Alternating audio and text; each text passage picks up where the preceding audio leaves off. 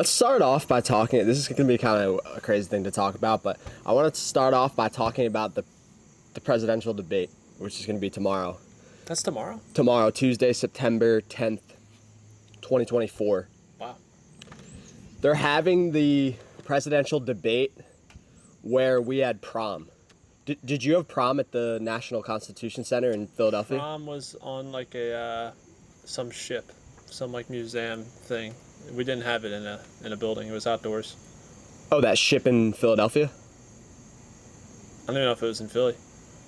I thought it was in New Jersey. We didn't go where you guys went. I know that for a fact because we were messed up with COVID. We had to be outside. Okay.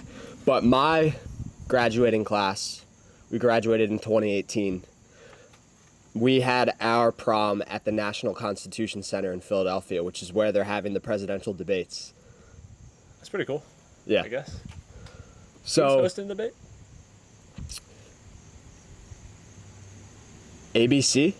ABC. I believe. Either ABC or NBC. Anyways, apparently for the debates, there's a couple rules in place. I was reading about it a little bit. They've implemented this rule previously for Trump. They're going to mute the mic of the candidate that's not speaking, so they can't interrupt the conversation. And that's what we saw with the Trump-Biden debates in 2020. Trump was just interrupting Biden constantly, and it kind of ruined the debates. Yeah, it was very frustrating. That's one of the positive changes that has actually come to the debates, is that it forces and gives the candidates an opportunity to actually speak. And for Biden, that was a major blunder because he was left unattended to for a minute and a half, however long they had to respond, and he was just losing himself by the end of it every time, which was really funny to see. But I don't know how Kamala is going to be able to handle speaking even for like a minute straight under that pressure, if she's going to fold or if she's actually going to be able to remain coherent. Yeah, so Trump's campaign obviously agreed to this with the muting of the mic. And apparently, I saw this on Grok AI News. I get pretty much all of my news from Grok now. I don't know if that's a good idea. I should probably diversify my sources a little bit more. But he was saying that the Kamala Harris campaign had some concerns about the muting of the mic situation.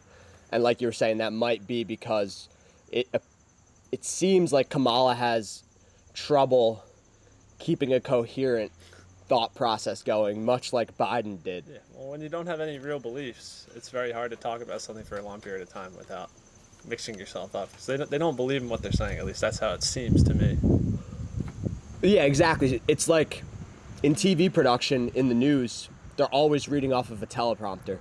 They're fed the ideas that they need to purport. So if Kamala is truly scripted and fed ideas, when she has to go off the cuff and answer a question, she doesn't have any sort of coherent idea structure that she can communicate without, a teleprompter to read off of. Yeah. So that's a very good point. It's so crazy that I'm just shocked that they're having it at the same place where we had prom. That is quite cool. And I'm surprised. I thought they were just hosting those things in like newsrooms, like literally just like wherever they're normally posted up. I didn't know they were going to like actual centers to do this because there's no audience. There's no need to be in like a building of any scale. They're just, they need a podium. What's interesting about the National Constitution Center, I don't really know much about, what it was created for and what it really is, but there's this room where there's all these like bronze or copper statues of all the founding fathers. So the building has like a significance when it comes to the founding of the country, and I'm sure that's a major reason why they are having it there. But one of my friends said something really messed up, and I might edit this out of the podcast, but I texted in a group chat when I found out, and I was like, they're having the debates where we had prom. And my one friend goes, his text message was, everyone in our grade dropped the N-word in that building. It's been absolutely desecrated. I was dying when I read that text message. It is kind of funny to think about being somewhere where the presidential candidates are, where you're just disrespecting the... Yeah, I mean, it's wild. But yeah, I just wanted to touch on that really quick because obviously that's very current news. But what I do want to dive into in this episode, and we talked about this a lot in the last episode, but I think we can expound upon what we talked about, is how Hollywood functions and the media and how they influence society, all the different mechanisms through which they do that. And then we can take a look at these mechanisms and like identify actual examples in the current culture. And I'm actually writing an article about this too. Or I'm writing an article about all the forces working against the growth of humanity, and then included in there is a section about Hollywood and media and how they try to exert their control over a society. So I'm trying to think of the best way to dive into this, but obviously Hollywood and the media, they have so many different mechanisms for influencing social norms, culture, how they portray archetypes, and of course there has to be entities that distribute information that informs people how to live their lives, and there has to be entities that enforce cultural norms to keep a certain order to society, right? Yep. And this has been going on through all of human time. There's always been structures in place that enforce certain cultural norms. I mean, if you go all the way back to like hunter-gatherer society, it was on a much smaller scale, and it was more individuals enforcing these norms in a small group setting. But in the modern world, you have these massive media conglomerates that can spread these norms literally across the entire globe. So it's a much different synergy that goes on between all these different entities and civilization as a whole. So this is really a hard topic to break down without, getting just lost in a web of information. But I started off in my article just by touching on each different aspect. So I want to start by talking about how Hollywood and the media enforces cultural norms. And I'll let you start, actually, because you haven't given this all that much thought, so you can kind of flesh it out in your mind. What do you think some of the mechanisms are that Hollywood and the media use to influence the public's perception of cultural norms? Well, Hollywood specifically, in their movies and TV shows, typically you have the ability to display certain things as being normal, and that's where they have basically a total monopoly on what they want to decide is normal. So there's a lot of stuff in TV shows that isn't necessarily accurate to the real world that they'll show off as normal in their shows. And I don't want to, say anything controversial, but there's a multitude of things right now that aren't normal in society that they treat as normal in their shows, and they're doing that to make them seem like they're cultural norms. And I don't know if you want to start naming off examples of what those things are, but I do want to get into examples, but I want to just move through it a little bit more. One of the ones that popped up when I was doing my research is The Office, because The Office was a massive cultural phenomena, and so many people saw that TV show. And, there's characters in that show with very clear personalities and beliefs and ideas. And I've seen The Office 20 or more times when I was growing up because I loved the show so much. And I haven't really gone back and analyzed the characters or analyzed the cultural norms that they were trying to perpetuate in that show. And a lot of it was comedy. So comedy, when you have a TV show or a movie that is comedy heavy, a lot of it is like, making fun of cultural norms and kind of thinking outside the box. And I think that's kind of cool with comedy. But, do you want to maybe pick a character in The Office and we can kind of take a look at what that character represents? Yeah, there's several characters in The Office that are just stereotypical kind of archetypes. Angela is like the judgmental Christian.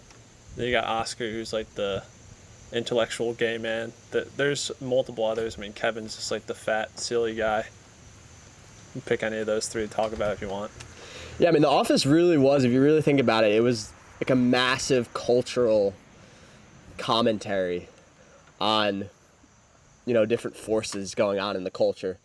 Yeah, I think that's a good point. I think the Office, it definitely attempted to,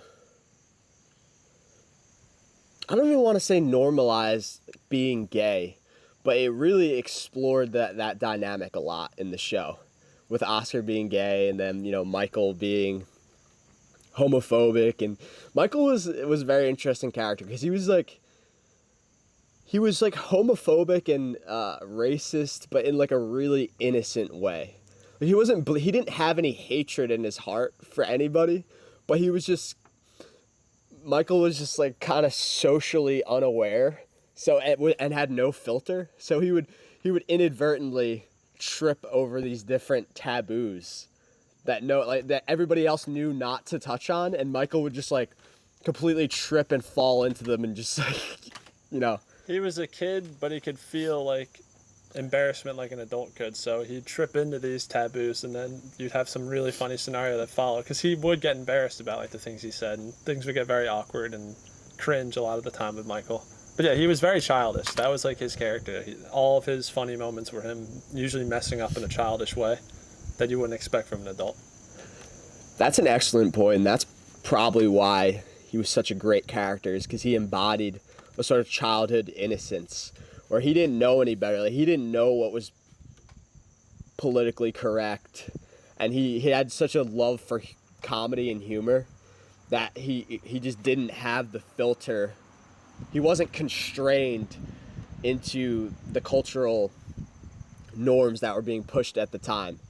And that is really interesting. He really was just a child, just tripping over all of these sorts of topics like children do, because children don't know any better. Children haven't been taught enough of the societal and cultural norms to know what the boundaries are, and so children trip over all these sorts of things, and they get corrected, they get punished, they get rewarded, and then they learn how to be a coherent member of society. And Michael really was that child-like figure that just didn't know how to be a coherent member of the culture yet. Yeah, for sure. Yeah, that's really interesting. I never actually thought about it like that before. And that kind of goes to show like how big of a role Hollywood plays in the discussions around what's normal, what societal forces are positive, what societal forces are negative. And comedy is such a great way to explore all of those things. And The Office is a good example of a show that could never be made in current times, because Hollywood has lost a lot of that creative flame, that creative spark that motivated them to explore all these different topics. They don't seem to be doing that anymore. And that's part of the reason why they can't make successful comedy movies anymore, is because they're not allowed to explore these different topics and trip over things and engage in these discussions and create characters that are curious and willing to, have no filter and say whatever they want. Mm-hmm. And it's very sad, but it's what Hollywood's become, and we'll talk more about some of the other characteristics of Hollywood in its current state. So, another thing that Hollywood dives into a lot is archetypal characters. Hollywood, especially, it's mainly the writers that are doing this, because when the writers create a plot structure and create the characters for a movie or a TV show, they're embedding archetypes into these stories, and we see these archetypes play out over and over again. One of the main figures in history that dove in and really studied the idea of archetypes was Carl Jung, who was a Swiss psychiatrist and psychoanalyst. He was greatly inspired by Sigmund Freud as well, which I think is important to point out. But Carl Jung really dove into the world of archetypes, and he dove into the world of dreams as well, because archetypes present themselves in dreams. And I want to read a little bit about what he had to say about archetypes, because then we can talk a little bit more about how Hollywood interacts with these archetypes. So, Carl Jung, here's a few quotes from him on archetypes. He said that the archetype is a tendency to form such representations of a motif, representations that can vary a great deal in detail without losing their basic pattern. They're imprinted in the soul from the very beginning of existence, and their images are universal. He said archetypes are by definition factors and motifs that arrange the psychic elements into certain images, characterized as typical or even mythological motifs.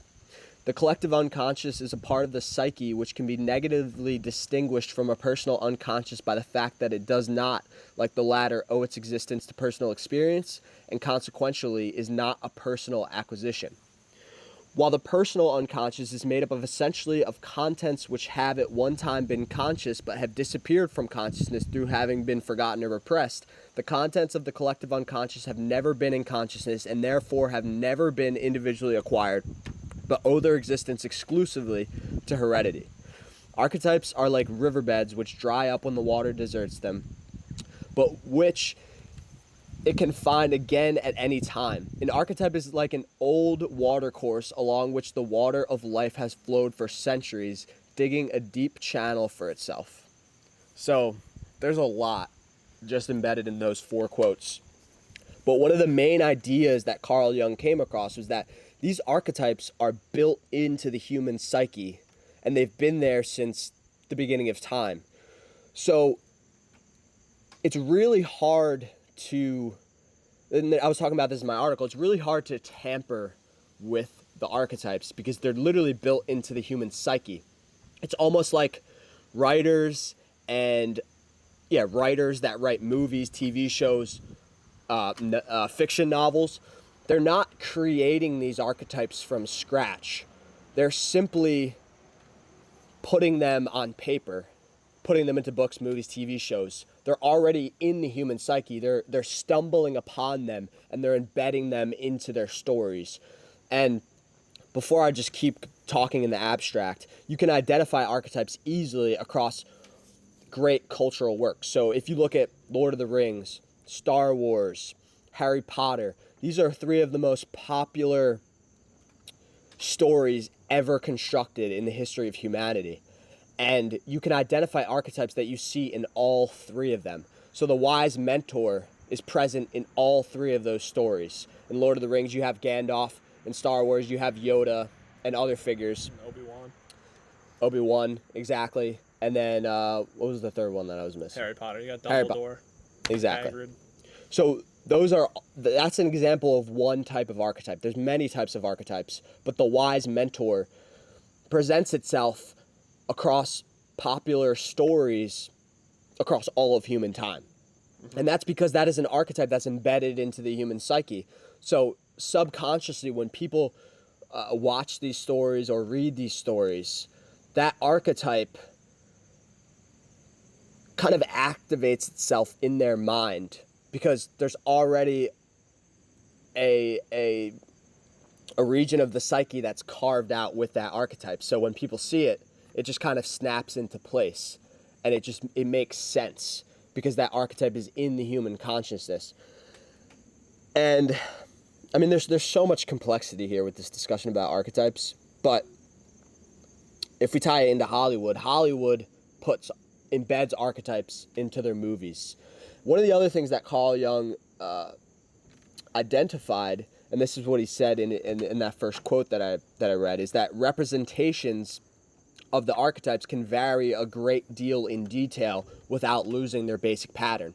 So Yoda, Gandalf, and Dumbledore, they represent a basic pattern, but they're very, I don't want to say very different characters, but they have many differences, and they engage in different patterns throughout the stories that they're a part of, but they still represent that basic pattern of the wise mentor archetype, right? So one of the interesting consequences of this is that Hollywood can make slight changes to the archetypes, but they can't completely rewrite the basic patterns of the archetypes. So there's a constraint. There's like a metaphysical constraint on what Hollywood could actually do with these archetypes, Yeah. which is pretty cool to think about. Yeah, they essentially have to, like, rather than change the archetype itself, because then you're just going to become a different archetype. You can't really change a particular archetype. You have to build an entire world around that archetype to make the archetype feel different. Like a Yoda is different than a Gandalf, just simply due to the context of the worlds they're in. Mm-hmm. But they are still the same archetype of character, and they do behave differently, but they behave in a similar enough way to fall under that same umbrella. And you can actually continue. Yeah, so I had an idea where I wanted to take this next. This is from ChatGPT, the most trusted source in the universe.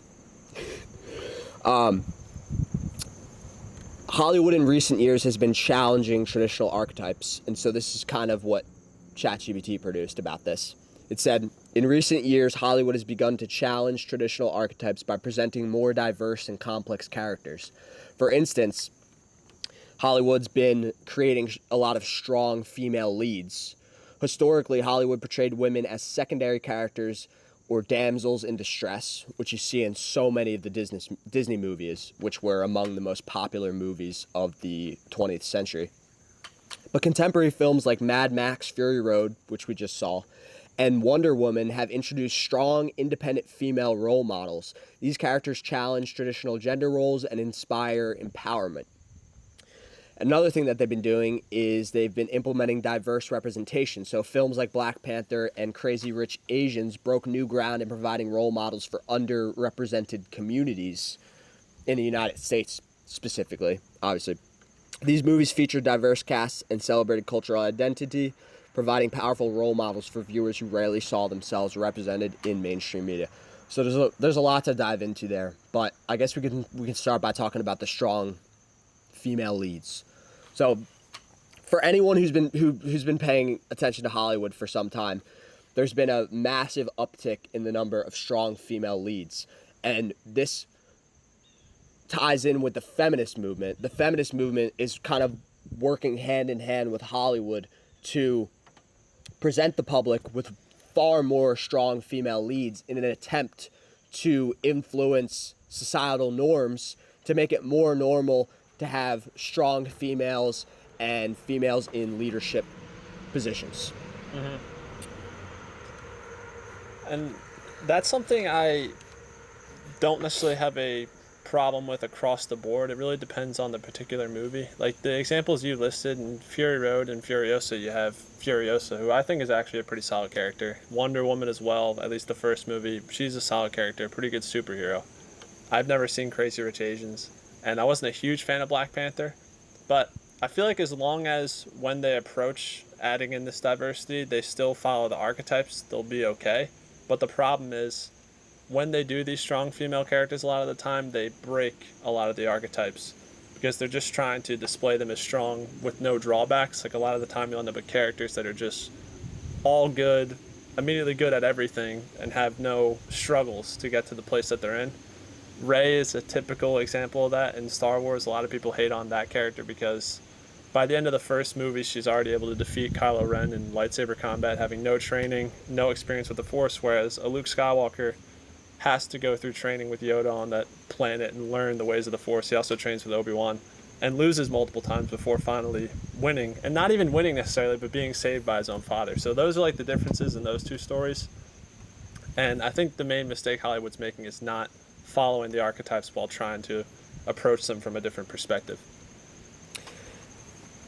I like what you said. That was very interesting. My first thoughts, perspective on it is that Hollywood, we've seen a slow, gradual increase of the challenging of these cultural norms. Like, they've been doing this for decades. I mean, The Little Mermaid was created in the mid 1900s or late 1900s, I guess. the animation or the source material. I'm sure the source material is That's a good far point. older. But I'm thinking with the Little Mermaid, she was largely a damsel in distress, right? Yeah, she's ultimately saved by that dude. I think he kind of like does a heroic thing at the end of the story. I actually don't remember that movie very well. If you look at all the old Disney movies in the 19th century, it's a lot of women are often, like it was saying, they're portrayed as damsels in distress. And then slowly, as the feminist movement continued to ramp up, we saw less females being portrayed as damsels in distress, and they started to become more prominent, more independent. But in the 2020s, we've seen it taken to a completely new level where a lot of the female characters in these movies, they're not only independent and, you know, more powerful than they've ever been, but they're more powerful and independent than the men portrayed in the stories. Like in Frozen's a great example. The women essentially got to the point where they decided that they didn't need men at all, and they were just going to ignore the main men protagonists. And so Hollywood's taken it to such an extreme that not only have the gender roles changed, but they've completely flipped, where a lot of the men are portrayed as kind of these bumbling fools or just these toxic individuals. Like in Furiosa, the main male character is Chris Hemsworth's character, Dementis. And in that movie, he doesn't even really have any motivations. He doesn't have any beliefs. He's just a psychotic maniac that doesn't seem to have any sort of structure whatsoever. He's not an archetype. And neither is Furiosa. Furiosa is an archetype that really doesn't even exist. It's like a female that's gone through endless torture and has now she wants retribution, but she's not even able to really get it. So she just tries to free other women that are falling under some sort of oppression. I've never seen that. I can't characterize that as an archetype that I've ever seen before. And I can't characterize Chris Hemsworth's character as an archetype that I've ever seen before. Chris Hemsworth's character he's basically like a man who's just lost his way. And in the context of the Mad Max universe, I think it kind of works just because it's a wasteland. Everyone's kind of just going insane over the scarcity of resources. The issue with his character is he wasn't used effectively to elevate Furiosa's story. Like, the things he was doing to her felt unmotivated, and he wasn't really being even portrayed crazy enough to do them. Like, there was something logical about him. Like, he had his old man that he was talking to and learning about various things, so it didn't really make sense for him to act in the ways he did. And yeah, Furiosa, the thing you brought up, which I think was a good critique, there's a scene in that movie where her mom's being tortured, and she runs back for some reason and is basically forced to watch and doesn't fall to the torture essentially and give away where their home is. It doesn't really make sense that a kid would be that well disciplined to not give away where they were from in that situation. Like, it's just not a human moment at all. This is a really good point. So yeah, the idea that a little girl would be able to overcome seeing her mother being burned at the stake to hide information about where her home is the most ridiculous idea. And this is exactly what we're talking about with the archetypes. Archetypes don't have ridiculous ideas that are completely outlandish and have no basis in reality embedded into them. Archetypes have reality embedded into them. They have biological truths, psychological truths, metaphysical truths embedded into them. That's why they've been able to maintain themselves in the human psyche for so long. So when you just add in some ridiculous behavior in a pivotal plot moment, you lose your archetypes and you lose the plot structure that would have been able to maintain those archetypes. Yeah. And I don't even know, like, they just wrote themselves into a corner there. I don't know what you do as a writer in that situation. Like, the only thing, if she was actually mute and couldn't talk and then has to suffer through that moment, or she, like, maybe they speak a different language and maybe the mom knows the wasteland language but she doesn't and she can't tell them where they're from. But I don't know what you do in that situation with the way they had it set up. I think you just they should have avoided a moment like that. It's like, it breaks the archetype. whatever archetype they are. Yeah, there was no communication between the mom and the daughter in that scene even that I remember. Like in Infinity War, Star-Lord was tasked with killing Gamora, who he was in love with. And there was the scene where Thanos had Gamora, and Gamora, had that conversation with him. You need to kill me if Thanos gets me, because I'm the only one that knows where this one particular stone is. They were communicating in that scene, and it was an incredible scene. Gamora was basically communicating, this is the moment where I need you to shoot me. Mm-hmm. And he actually does pull the trigger, but Thanos prevents him from killing Gamora. That was an amazing scene, and that was an emotional scene. If there was some sort of communication between the mother and the daughter, and there was a scene where they had been discussing earlier in the movie how important it is that the daughter never discloses where the paradise is, you can make that work. You can kind of write that in.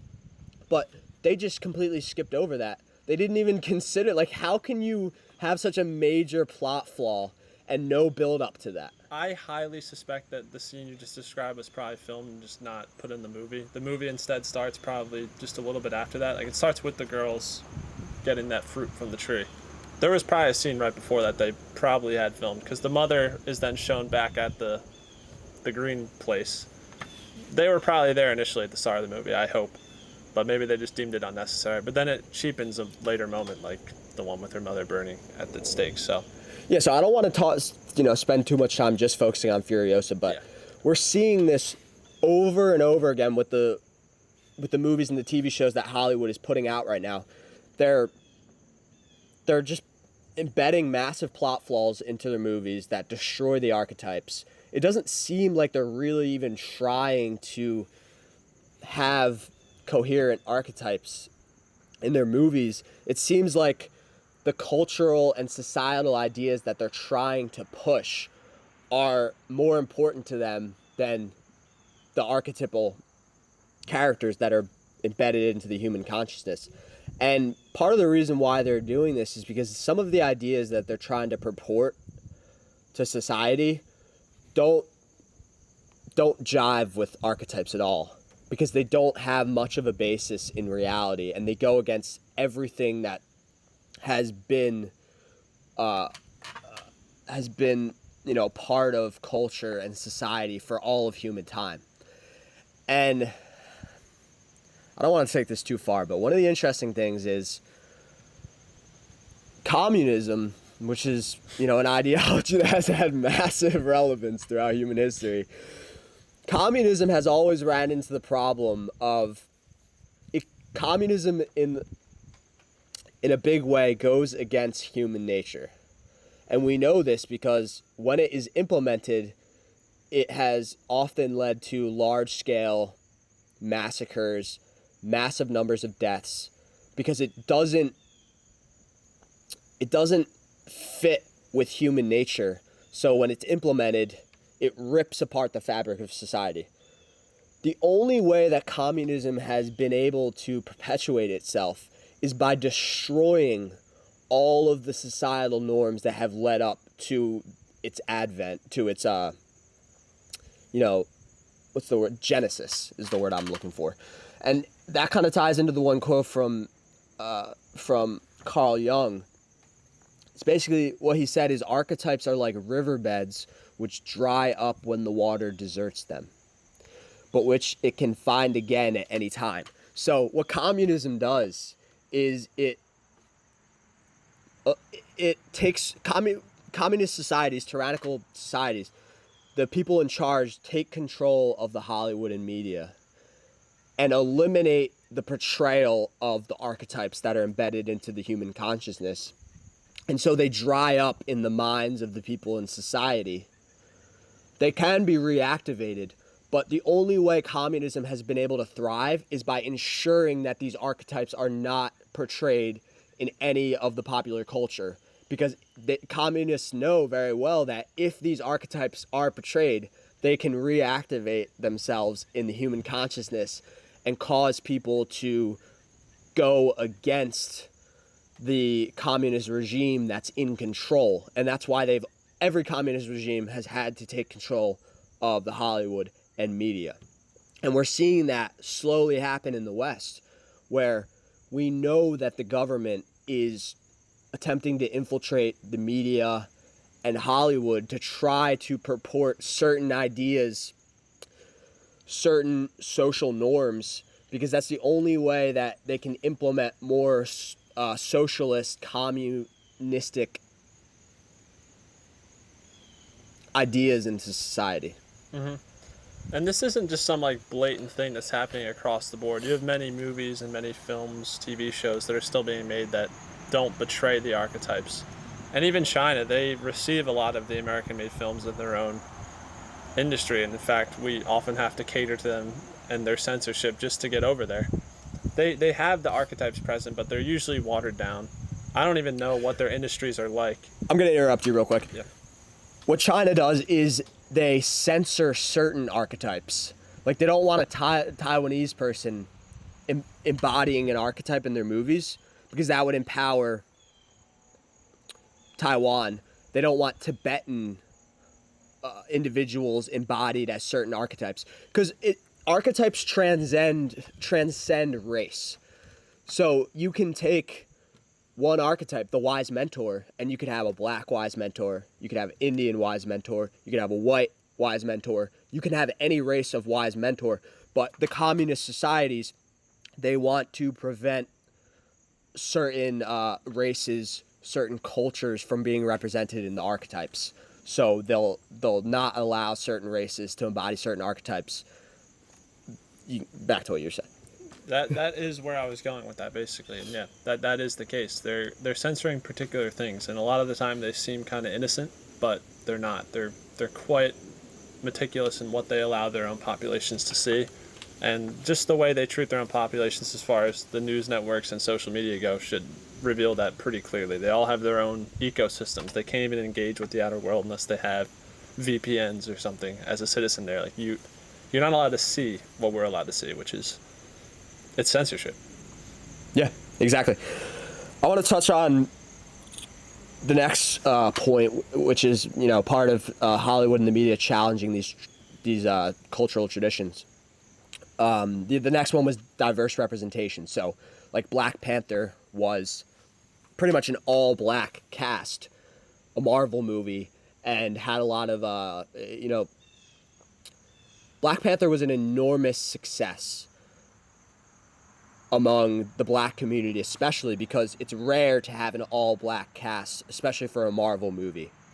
And I think the Black Panther is a really interesting representation of what Hollywood is up to. And again, this was pre-COVID, so this was before Hollywood really seemed to lose its way or really start to try to purport these ideas at the expense of the archetypes in the movie. I think Black Panther was an excellent movie. And I think that it did a really good job of sticking with traditional archetypes and just applying it to a completely different race, a completely different culture. So, it's a fictional country, Wakanda. And it's in Africa. It's an all black culture, but you see the traditional hero archetypes, villain archetypes play out in that movie, and I think in a very coherent way. I think it had a very coherent plot with very coherent characters, maybe with a few exceptions. Yeah, I mean, just to start talking about some of the characters, you got T'Challa. I thought he's a great character. Chadwick Boseman was a great Black Panther.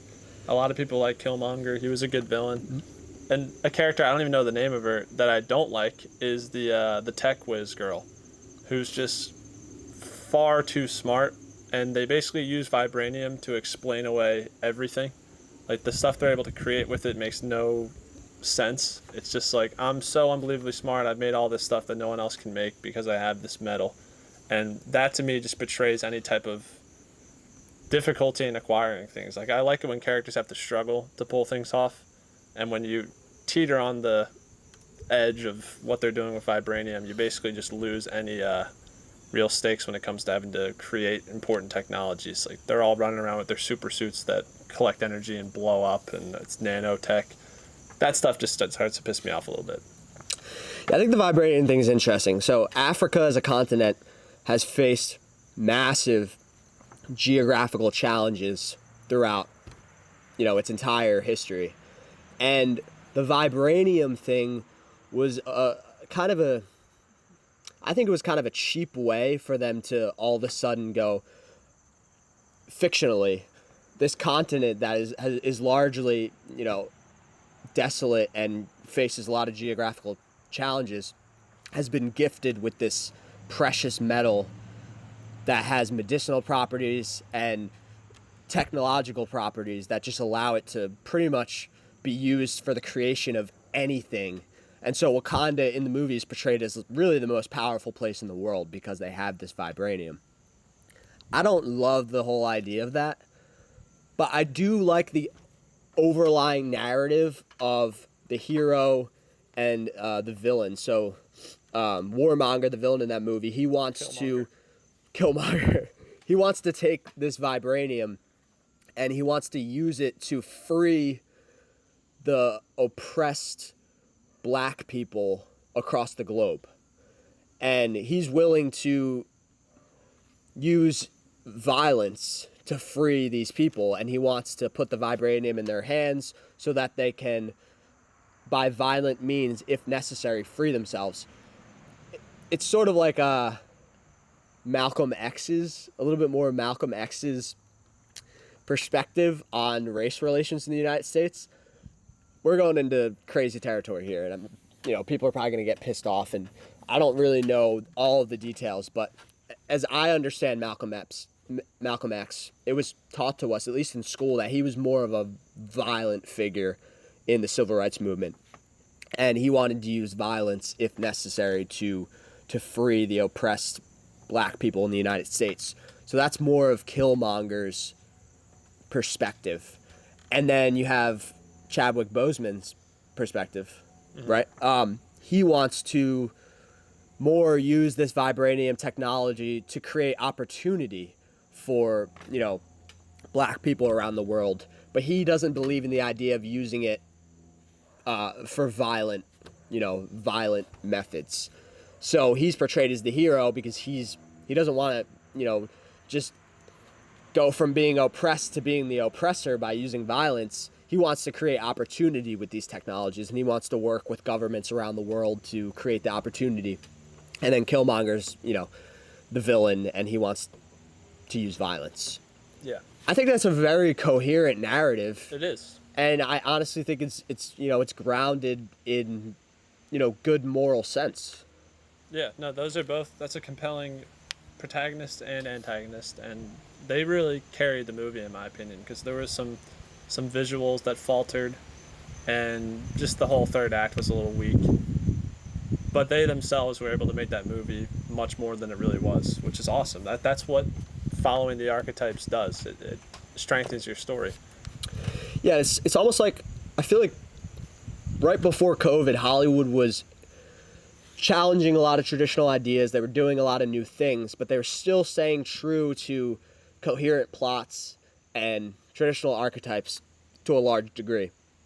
Post-COVID, I feel like there was a flip where all of a sudden Hollywood is now completely abandoning archetypes and just trying to inject these cultural ideas that they want to inject. Like with the movie Barbie, I think it was largely just them trying to inject certain ideas into the society at the expense of any sort of traditional archetypes. Yeah, I still haven't seen that movie, so I struggle to even talk about it because I just don't know much about it other than a lot of the people I've seen critiquing it. Well, it's something that we have seen where that was just a pure... Well, this is pre-COVID, but I still think The Rise of Skywalker was slopped. I mean, by the time that series was wrapping up, Poe and Finn were both babbling idiots. They ruined them as characters. They were competent in The Force Awakens and had promise. And Rey had ascended to the maximum level of having no flaws and just being overpowered. And that's basically how the series concluded, was with those characters in that state. Yeah, it was almost like you could, since that trilogy unfolded over those couple of years where Hollywood seemed to just become completely corrupted, you can see the corruption happening in real time. Yeah. Yeah, it's a really wild point that we're at. And it seems like post-COVID, the only thing they can... Well, that's not true, though, because Dune Part 2 followed a lot of the traditional archetypes, but it was being created for a long time, leading up to it. This is the thing. This is what a lot of the strongest properties are that are still emerging and coming out. They're all adaptations of old novels that were written when archetypes were being taken into consideration or being adapted faithfully. Because there's things like Halo, the Halo TV show. That was not a faithful adaptation. They canceled the show after 2 seasons, probably lost a ton of money. It was a complete and utter disaster. They betrayed everything about the games, and it failed.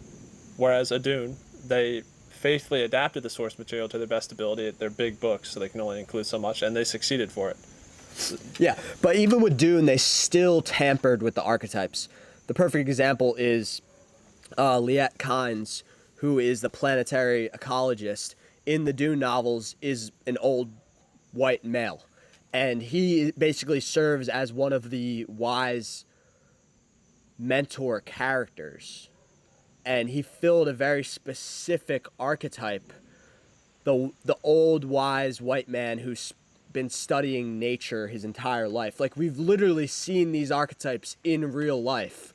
These guys are voicing documentaries. David Attenborough is literally that exact archetype that literally presents itself in reality.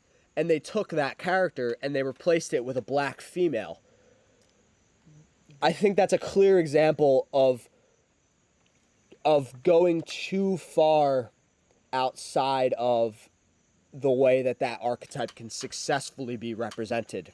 The real betrayal, it's not even that she's black or a female, it's also her age. She was like some 35, 40-year-old woman. She doesn't seem like she's been on that planet for a long time, even though she's somehow integrated with the population. She couldn't have been. Yeah, it doesn't add up. She's not the same character that he was. I didn't even read the book, so that stuff doesn't even come up for me. The way that affected me, though, as a movie viewer, she has a scene where she's explaining the planet, its geography, and the water beneath the surface that could be extracted and it could terraform the planet. And the scene just happens so quickly, and she's not a character that feels like should be describing that to the protagonist. So it doesn't even effectively communicate that to you, where like you're constantly keeping that in the back of your mind as the plot progresses, that this planet can be saved. That's not even something you think about in the Dune movies that much, because that scene is just kind of glossed over and missed to a degree. Yeah, I remember seeing that.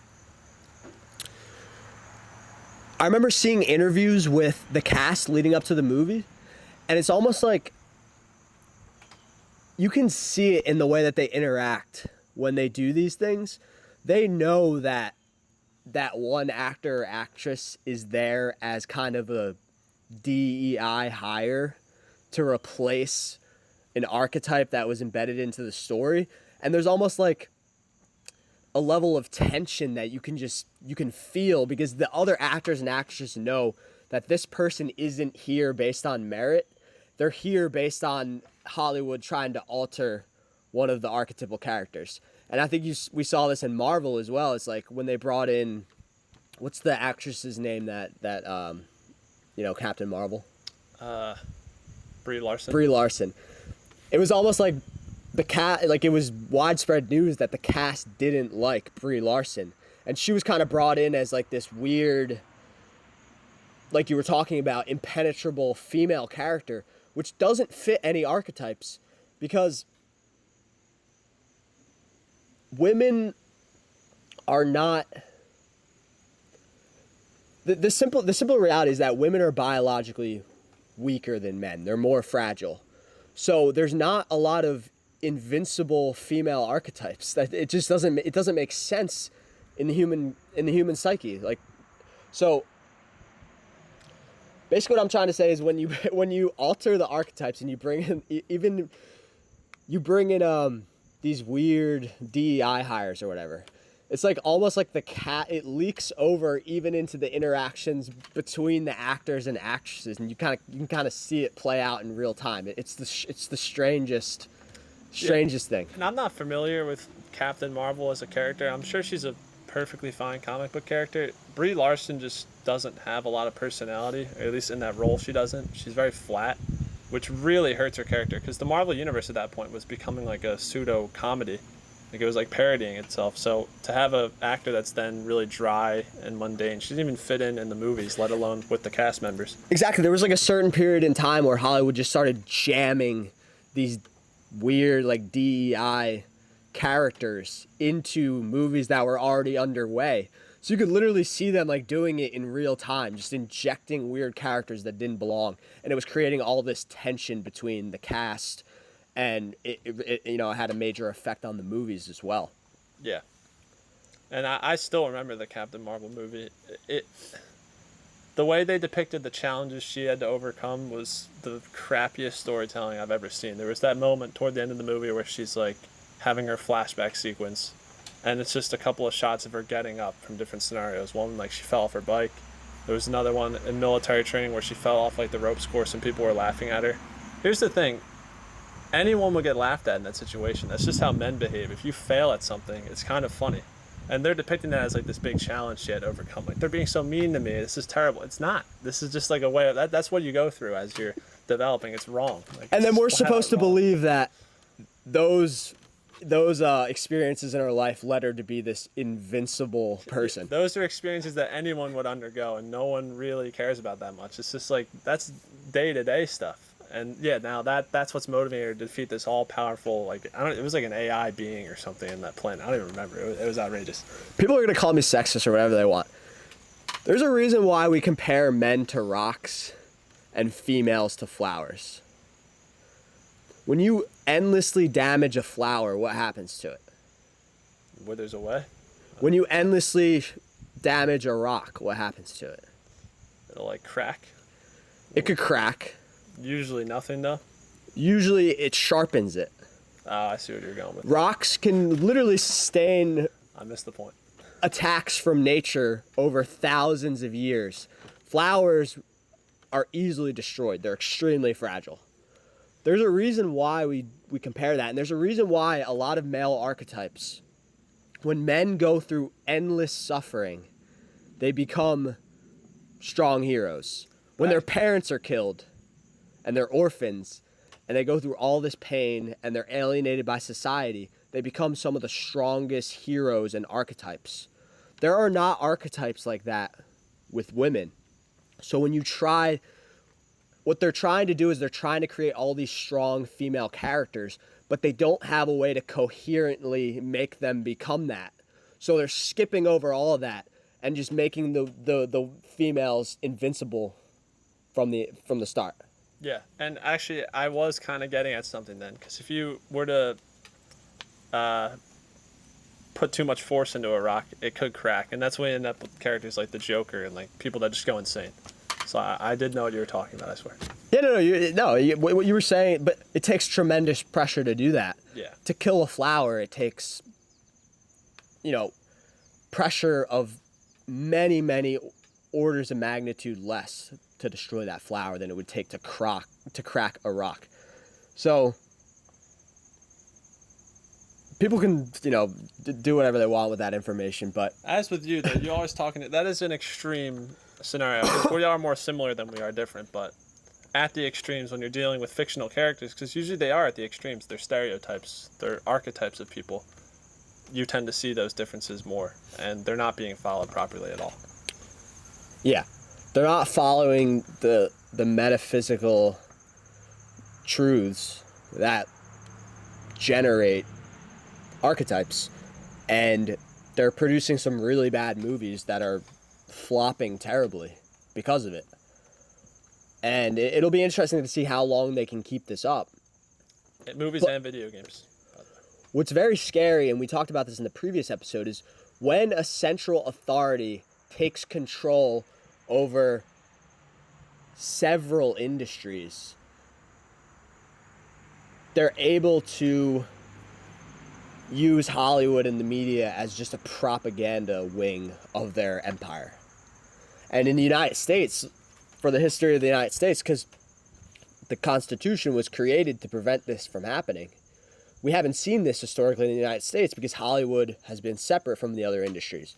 But now that there seems to be this central authority arising, they're starting to use Hollywood and the media as propaganda wings and not as genuine creative outlets that explore all of the archetypes that are embedded into the human psyche. So I think that's a good way to wrap up all that talk about Hollywood and archetypes. and that sort of thing. To end on a positive note, we still have the power in the people. And a recent example of this, there was a video game that came out called Concord. It was a hero shooter, and typically in the hero shooters you have all the archetypes on display, and you can basically play as them. And they're usually these very personality-driven characters that you're operating in the game. Concord, they were all these soulless, DEI-looking, bland characters. Like, there was this fat, lesbian-looking woman. They were the heroes that you were playing as in the shooter. The game was in development for 8 years, had like $150 million budget. It peaked at 690 players on Steam and closed a week and a half after releasing. It's gone. So that is what happens when you go to the absolute maximum of washing over a genre with your diversity, equity, and inclusion. It just completely fails. So the people still don't tolerate it at its extreme, but they're subtle about it in a lot of other properties like Dune, where they recast Aaliyah Kleins, and that kind of betrays the plot in a small way. Yeah, that's scary. I don't know what's more scary, them taking, coherent narratives that were written a long time ago and then just tampering around with a few things and being able to slip them through, or them just colossally failing on a project like that. That to them hopefully is a lesson in going back to the subtleties, which are unfortunately the more dangerous ones. But unfortunately, when you have people that are tyrannical and want control, when there's a colossal failure like that, the lesson to them is not, oh, we need to go back to doing the archetypes. The lesson to them is we need to clamp down even more so that we can really force this stuff down people's throats. And the only way to do that is to literally force people to consume it, or make it so that it's their only option of consumption. Yeah, and that was a game produced by Sony, so they have the ability to keep pushing stuff like that and cycling out anything else. Like, they have huge control over the gaming industry with their console and their video games they produce. Yeah. But I think all of these discussions really give a lot of insight into the forces that operate within a society. So next thing I want to talk about real quick, which is I saw yesterday, is did you see the picture of Dave Bautista? Dave Bautista at some Hollywood event or something. After all of his weight loss and muscle loss. So he's massively skinny now, like a little bit scary in some of the pictures. And basically what's happened is, he was for the longest time a bodybuilder, and he was enormous, incredibly strong, and was used as a really powerful, strong character in a lot of movies. I think Guardians of the Galaxy is where most people found out about him, me included. And he's this massive, hulking character, all jacked. And now all of a sudden he's like this really skinny vegan guy. So he's, openly talks about how he's vegan now. And in his Instagram bio, there's a quote. Let me pull it up real quick.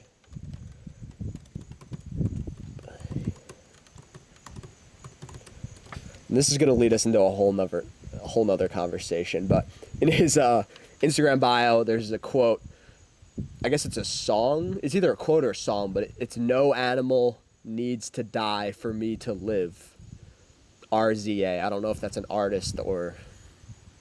So, Dave Bautista, whether he's done this, of his own, his own.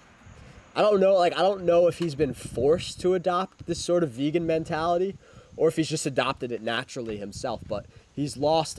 It looks like he's lost most of his muscle mass that he had from back when he was, into bodybuilding, and he was in the WWE.